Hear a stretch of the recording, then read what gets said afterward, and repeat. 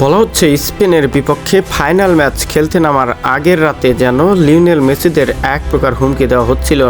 বর্তমান সময়ে সামাজিক যোগাযোগ মাধ্যমগুলোতে এই সকল বিষয়গুলো নিয়ে সবচেয়ে বড় আলোড়ন সৃষ্টি হয়েছে। আসলে এটা কতটুকু সত্য এবং কি ঘটেছিল আসলে তাদের সাথে।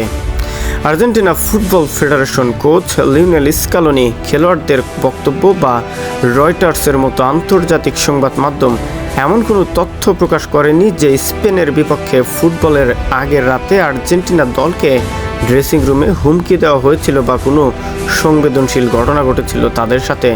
এমনটি প্রকাশ করেছে আন্তর্জাতিক সংবাদ মাধ্যম রয়টার্স। সাম্প্রতিক সময়ে সামাজিক যোগাযোগ মাধ্যমে কিছু গুজব ছড়িয়েছে, যেগুলোকে বলা হচ্ছে খেলোয়াড়রা নাকি ম্যাচের আগে কেঁদেছিলেন। মেসি নাকি বলেছিলেন সব কিছু ভুলে শুধু খেলায় মন দাও। ড্রেসিং রুমে নাকি অস্বাভাবিক পরিবেশ ছিল। দলকে নাকি হুমকিও দেওয়া হয়েছিল প্রশাসনিক বা সন্ত্রাসমূলকভাবে।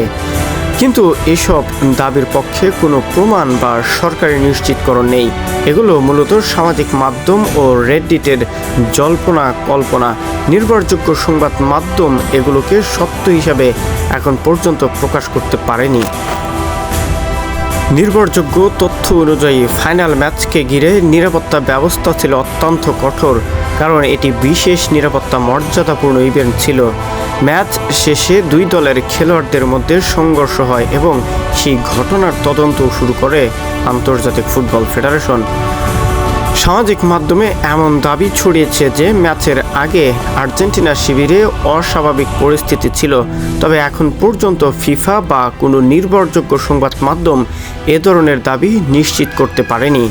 আন্তর্জাতিক সংবাদ মাধ্যম আল জাজিরা স্পোর্টস কিংবা রয়টার্স এ সকল বড় বড় সংবাদ মাধ্যমগুলো এখন পর্যন্ত এরকম কোনো অনিয়মের কথা পায়নি বা অনিয়মের কোনো আলামত পায়নি যেগুলো সামাজিক বা আন্তর্জাতিক মাধ্যমগুলোতে প্রকাশ হয়েছে।